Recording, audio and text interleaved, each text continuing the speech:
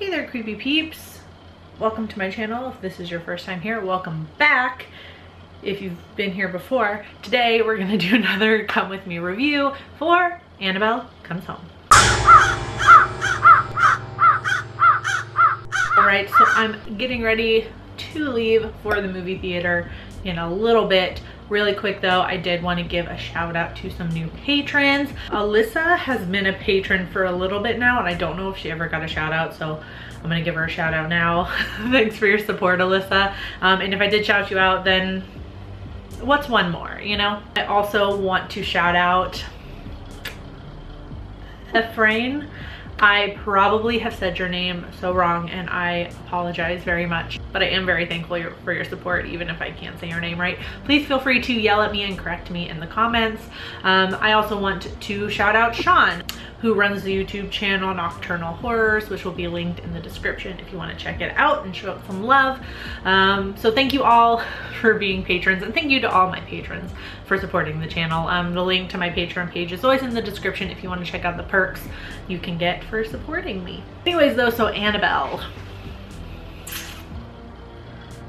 I'm just like neutral on this one. Like, I'm starting to be a little bit over the Annabelle movies. I feel like Annabelle and Annabelle Creation were enough, but I feel like this was only the natural step because the Warrens have their whole room of artifacts, and so if we continue the story in the room of artifacts, to my cynical, just not fun to be around self, my first thought is, oh, so now we can have like endless spin-offs in the Conjuring universe, because pretty much any extra spooky ghosty that makes an appearance in one of the Conjuring movies gets a spin-off.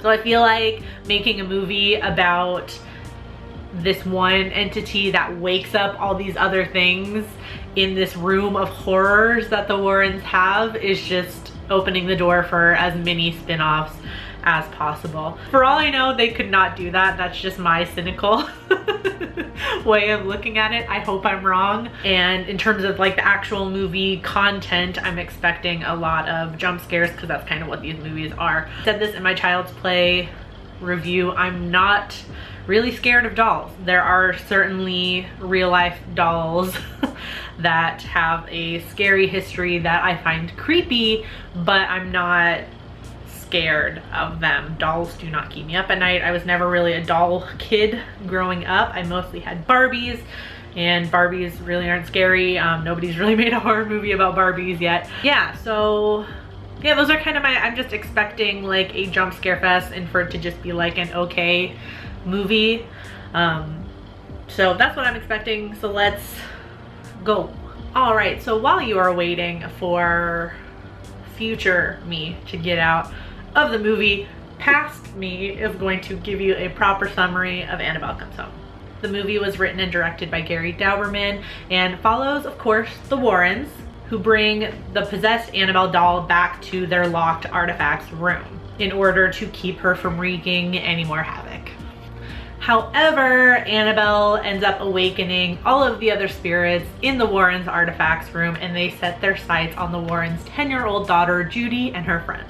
Also wanted to add in, I just realized as I pulled into the movie theater, I'm here already, but I realized I wanted to say thank you so much for 3,000 subscribers.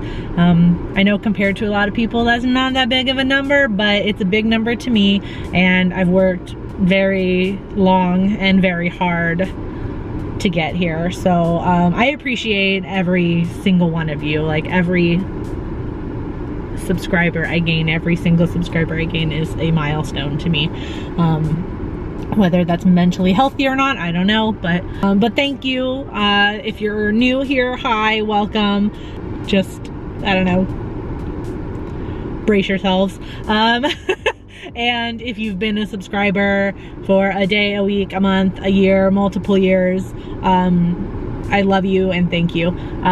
So yeah, sorry, I just wanted to say that quickly before I forgot about it. All right, now I'm gonna go see the movie. Alright, so I just got done seeing Annabelle. Two things before we start. One, excuse the If you're new here, hi, I'm Vicky. I'm 27 years old and I like to drink cherry ices at the movies like a 12-year-old. It's literally a compulsive thing now. Like, I have to have one every time I go see a movie. So second thing, to the people that were sitting like, I don't know, like 5 seats to my left, thank you for not shutting up the entire length of the movie. Not that I was really excited to see this one, but I don't wish anything bad on you, but I hope the next movie that you go see is one that you really want to see and somebody talks through the entire thing. So, you know, but I don't hate you or anything, so. All right, so Annabelle Comes Home. What do we think of it? I don't have much to say on it. I feel like it was just really very much just like the last couple of Annabelle movies, like the same formula, although it was more of like a smorgasbord because we had like literally all of the things come into life. Yeah, so I mean, the story was just like, you know, it was what it was. So I mean, it was just like every other one. Like, I mean, the story was fine, the performances were fine. I liked McKenna Grace's character. She plays Judy Warren. I do like that they centered around her. I feel like she was a super sympathetic character because she's experiencing the same things that her mom is, but she doesn't want to worry her parents, but at the same time her parents' profession is affecting her at school and things like that. And of course, being a kid with all this, like, seeing all this scary stuff would be hell. So I found her to be a really sympathetic character. Like, I enjoyed hearing her story. You do get like a little bit of Patrick Wilson and Vera Farmiga, so I mean, just enough to satisfy.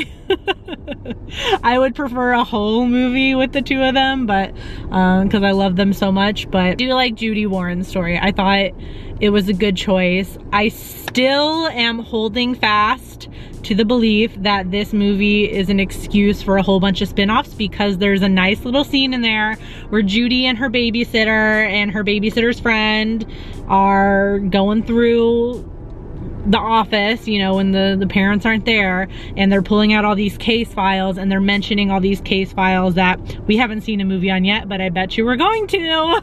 It's like, it's the formula for every single one of those movies. Like, you set up, a whole bunch of scary stuff happens, and then ultra happy ending. Nothing wrong with that, it's just we've seen it a bunch of times, so I'm kind of just, hopefully this is the last Annabelle movie that we're seeing. I know I'm being a total downer, but I'm kind of tired of seeing Annabelle. I'm over it. I've had enough Annabelle, like, seriously.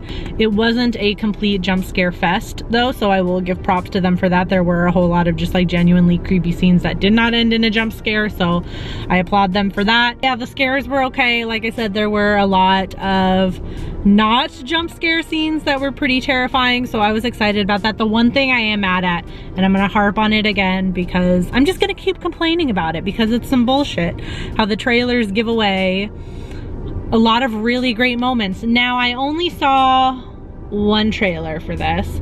I think it was the first one. I'm not sure. I'm gonna talk about the scene because it is in the trailer. So if you've been avoiding the trailers, don't listen for a second. But if you have seen the trailers, then you've already seen this scene, so I'm not giving anything away. Was super disappointed in one particular scene that actually is reminiscent of a scene in a horror movie and its remake that to this day terrifies me.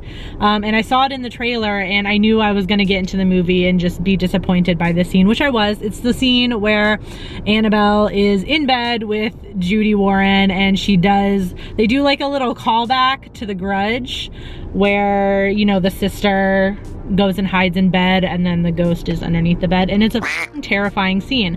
That scene is up there in like top 3 scariest scenes that I've ever seen in my entire life. That scene made me sleep on top of my comforter that night when I came home from the movies. I was so scared. I like hate when the trailers do that, because it's like, you're never gonna get that back, because I already knew it was coming. And I just kept thinking, like, had I not known that scene was coming, I would have shat my pants in the theater. Like, I gotta say, not nearly as scary as The Grudge. I'm sorry. It's not nearly as scary as The Grudge. And they end it with a jump scare. Like, God. I guess the main point I was getting at with that was you, whoever made the Annabelle Comes Home trailer. You to whoever makes any horror movie trailer that gives away shit. Any marketing department that decides it's a good idea to give away full-on scenes as trailers. Like, I happened to see the It one when I was in the theater, which I hadn't been avoiding it, but I hadn't been seeking it out.